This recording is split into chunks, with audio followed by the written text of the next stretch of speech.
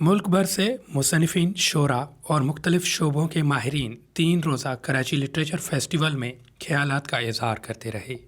हालिया इंतखाबात, सियासत और मुल्क की मईशत समेत इंसानी हुकूक और दीगर मौज़ूआत पर 25 से ज़ायद सेशंस हुए और 9 किताबों की रोनमाई हुई। पाकिस्तान में सियासी और मुआशी इस्तेहकाम के बारे में बात करते हुए इक़्तिसादी माहिर कैसर बंगाली ने कहा कि मुल्क की मईशत को बेहतर करना नागुज़ीर है। देखिए, ये चीज़ें तो होती रहती है। अमेरिका में भी बहस है, ट्रम्प कहता मैं जीता था, मेरे से छीन ली गया इलेक्शन वगैरह वगैरह, और मुल्कों में भी होता रहता है। लेकिन जो खुशाइन बात ये है कि 1973 का कॉन्स्टिट्यूशन जो है उसको कोई चैलेंज नहीं करता और कोई बात नहीं करता है कि इसको ख़त्म किया जाए। कॉन्स्टिट्यूशन अपनी जगह बहुत मजबूत है और 18वीं तरमीम भी अपनी जगह बहुत मजबूत है।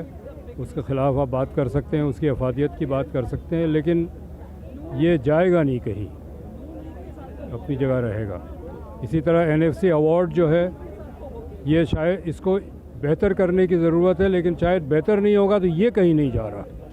मईशत बहुत बुरे हाल में है, कर्ज़ों के तले दबी हुई है, इन कर्ज़ों से निकलना है।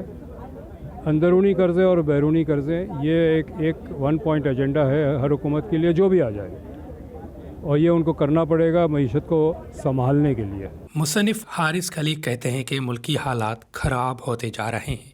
इस सूरत-हाल में सियासी और मुआशी इस्तेहकाम बड़ा चैलेंज है। देखिए, बहुत परेशान कुन सूरत हाल है, तशवीशनाक है। जो सियासी गैर इस्तेहकाम होता है, अदम इस्तेहकाम होता है सियासी, वो बराह रास्त असरअंदाज होता है मईशत पे, और ये हम पहले भी देख चुके हैं और अब दोबारा देख रहे हैं। और इसको, इन चीज़ों को फौरी तौर पर सेटल होना चाहिए, वरना मईशत में मज़ीद अबतरी होगी, मज़ीद ख़राब होगी।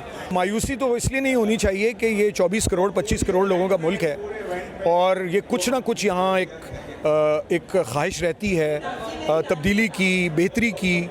जबकि ज़रई माहिर डॉक्टर इस्माइल कुंभर कहते हैं कि ज़रई मईशत को मजबूत करना वक्त की अहम ज़रूरत है। गवर्नमेंट की जो पॉलिसी है, मिसाल सूबों की पॉलिसी है, फेडरल की पॉलिसी है, लेकिन उसके पास कोई एक्शन प्लान नहीं है, इम्प्लीमेंटेशन प्लान नहीं है।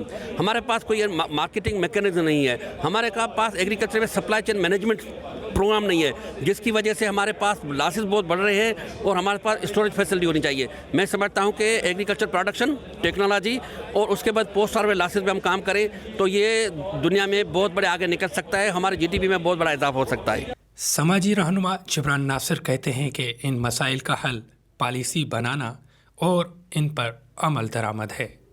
नहीं, देखिए, सियासी इस्तेहकाम तो फ़िलहाल नज़र नहीं आ रहा और ये बड़ा अनफॉर्चुनेट है कि हर इलेक्शन के बाद सियासी पार्टीज़ को इस अमल से गुजरना पड़ता है कि जो उनके हक़ की सीटें होती हैं वो उनसे छीनी जाती हैं, कभी RTS रोक के या कभी फॉर्म 45 और 47 के अदाद-ओ-शुमार तब्दील करके।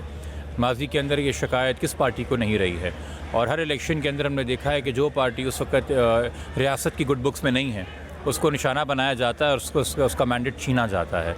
तो पाकिस्तान की सर्टेनिटी नहीं है, फिर पॉलिसी आपकी कोई भी हो, वो प्राइवेटाइजेशन की हो, वो वेलफेयर प्रोग्राम्स को लेके हो, कंसिस्टेंसी नहीं है, यूनिफॉर्मिटी नहीं है। तो जब तक इस्तेहकाम नहीं आएगा, एक सर्टेनिटी नहीं आएगी, एक रोड मैप नहीं होगा, आप माशी तौर पे बेहतरी की तरफ जा नहीं सकेंगे ना।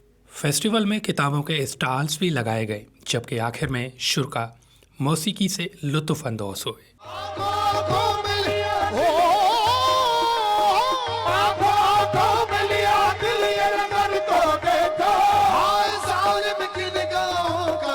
तो देखो छाप तिलक